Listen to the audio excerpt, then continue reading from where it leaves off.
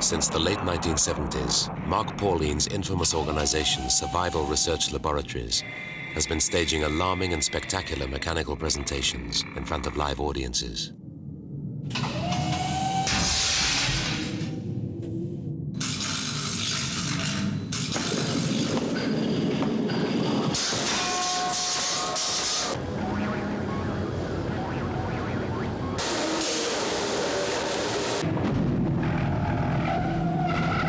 Any person that is really working with machines has to be able to understand them on an intuitive level, on a level that is maybe not beyond the rational, but certainly on a different level than the rational. And that's what I've been trying to do here with Survival Research Laboratories. The shows are about creating a world for machines where they can do what they want. The people operating them or going to the shows are really secondary. We're really only there to serve the ends of the machines.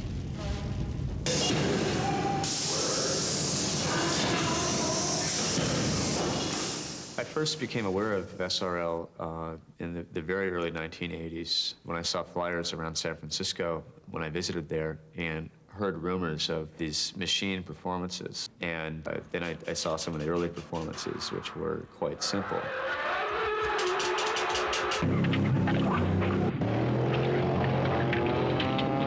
So it was fascinating to see it grow from a very simple crew and kind of core of people to now to where it's at least during the performance time period, it's a major organization, and some of the technologies involved are incredible.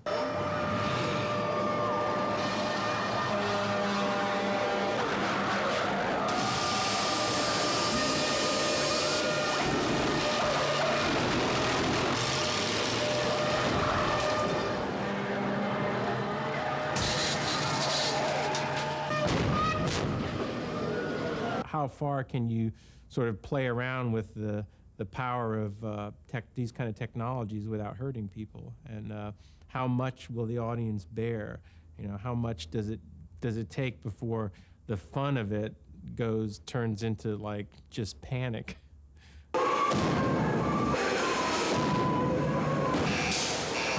What people really want to see in, high-performance drag racing is a car flipping end over end in a fireball of, pyrotechnic horror. And so Mark Pauline does away with the drag race and gives us just the pyrotechnic moments. It's like a sort of a Z-grade psychotronic film with nothing but exploding heads, which is what everyone is waiting for anyway.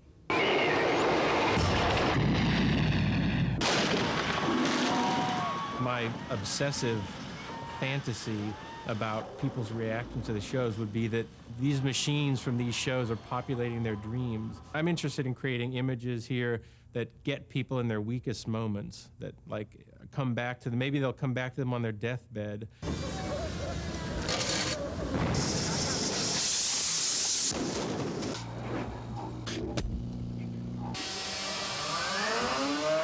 I was making military rocket motors about the same power level as a tank rocket, like 800,000-pound thrust motors.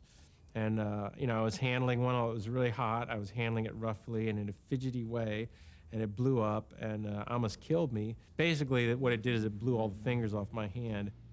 Dr. Rosen was one of the team there. He's a nerve specialist from Stanford. He was doing an internship to apply his specialty, neurology, to microsurgery. One of the things you do when multiple fingers are lost is you transfer toes up to your hand, and those toes become essentially new fingers. Plus, we took some tissue from his back to make him a new palm. The thing's been working for 15 years. Dr. Rosen, I developed a personal relationship with. He has a very different sort of personality than you'd imagine a lot of doctors to have. He's a pretty strange guy. He basically started out as a sculptor and then got into hand surgery because he decided that was the ultimate form of sculpture. In some ways, the human body is a little easier than many materials we work with because it heals. And the materials that Mark works with, if he doesn't get it right the first time, it's hard to correct it. When I look at Mark Pauline's hand, I don't actually see this surgically reconstructed hand with a few toes masquerading as digits that allows him to grasp restaurant menus in a kind of a lobster-like way.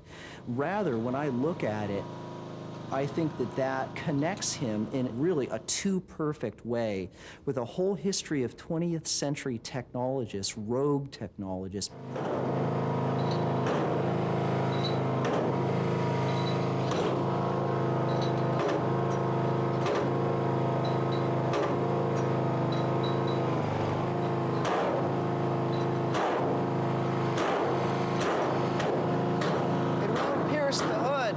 There's Rotwang, the scientist in Fritz Lang's film Metropolis, who actually helps create the first cyborg, and his hand is covered in a rubber glove that suggests that it was shriveled in some unspeakable experiment.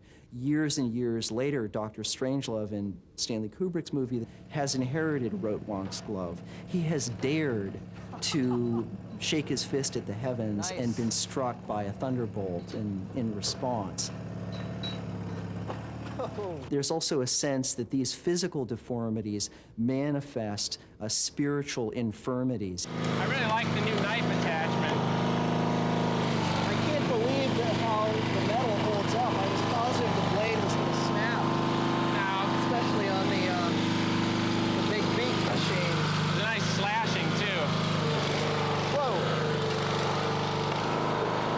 The only way that you can relate to a machine doing something which is really extreme like that is to say that it's violent. You know, but I think that in the world of machines, who's to say really what's violent? Machines, you know, when a crane knocks a building down, is it violent?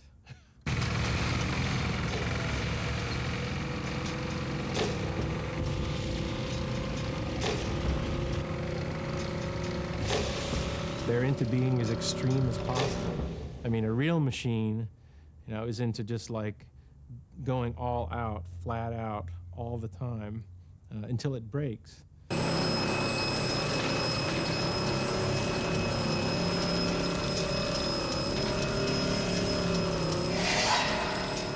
Survival Research Lab has this kind of violence about it because it's really a theatrical performance of the truths of American technology itself.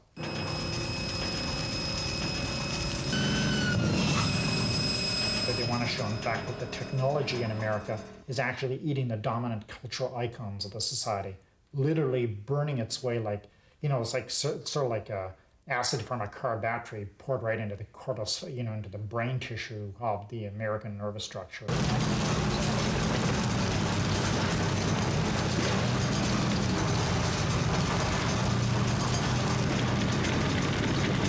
I mean, basically, the only kind of technology we can get access to is what artists have always basically gotten, the bottom of the bucket. It's just that the bottom of the bucket now is swimming with all sorts of industrial equipment that only a few years ago was out there producing lots of capital or killing people very efficiently. Right. And the fact that it's, you know, just the fact that of its obsolescence leads us to be able to possess it and manipulate it. The air launch originally was intended for use by the U.S. Park Services to fire projectiles into for avalanche control, because normally they use 75 millimeter howitzers for that. And there was something sort of unsavory about people who were parks and recreation people possessing live shells for howitzers. Back in 1991, I decided to actually build it as a single-shot device.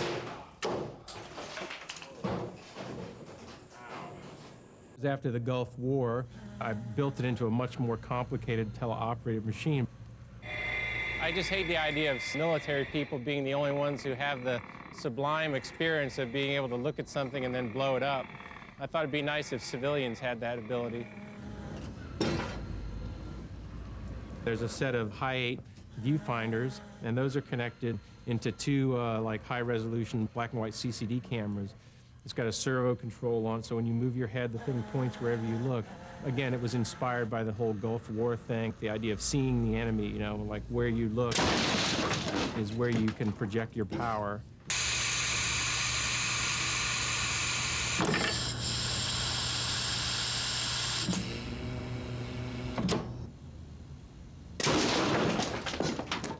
Plus, it seemed like a good excuse to have like an arts group own like basically a military weapon, because you could put it on a pickup truck and terrorize, you know, federal buildings or whatever if you wanted to.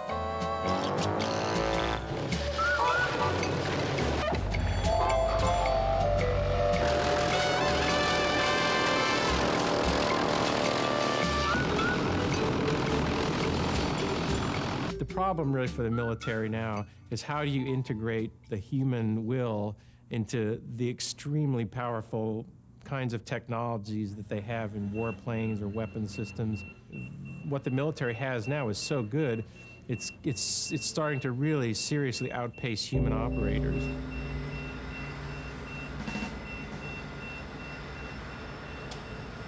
It's socially acceptable to have automated weapon systems come into a city and kill a bunch of people, but it is not totally acceptable to have a bunch of weapons like that just kind of under their own control, autonomous weapons of that kind of power. I mean, imagine nuclear weapons operating, making their own decisions. The human interface is very important. They're trying to figure out how to deal with the dilemma of maintaining some control over them, but also allowing them to achieve their full potential. So in that sense, we're working on a parallel track.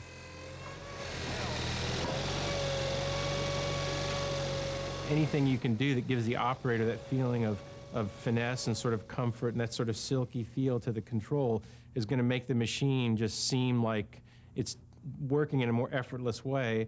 And if you can do that, if you can create a personality that's more effortless and less forced, you know, then you just you have a different personality. You've got a different character on sort of on the machinic stage there.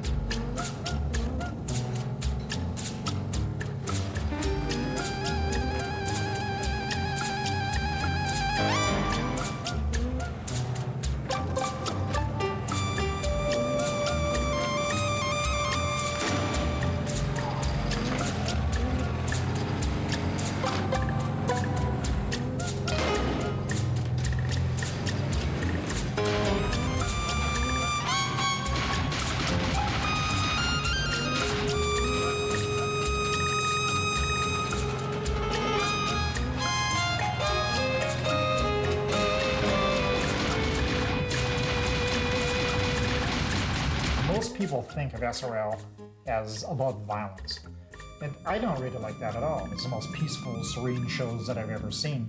The technology is doing what technology always does, sort of getting along with each other, doing what it's programmed to do. What I find really violent in the shows is like Mark Pauline, and all the tech boys themselves. And they don't hide it, they in fact flaunt it. They're completely geared up. They have looks of maniacal glee and despair and joy when they're, you know, running the robot controllers. And there's something of Peter Pan's Lost Boys and the Baader Meinhof game.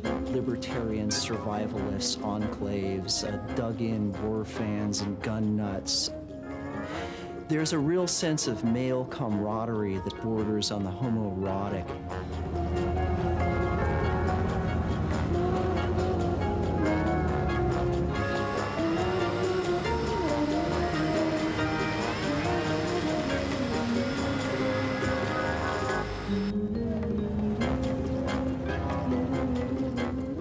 Most people's relationships with devices are practical. At SRL, it's so divorced from the sort of expediency of day-to-day life with technology that most people have. That's all you really get here. You know, abstract, impractical, ridiculous kinds of goals that you try to achieve through very level-headed and straightforward activities in building things or designing things or whatever, doing the shows. They were the first people who have really tried to do this kind of thing, and it's a clumsy kind of thing. I mean, it's clumsy even for people with billions of dollars. It's clumsy for the military to mount a battle, even in these times. I mean, there's a lot of screw-ups and friendly fire and all that kind of stuff. One of these days, the machines just really aren't going to need us much anymore. And I look forward to that day because I think I'm prepared for it.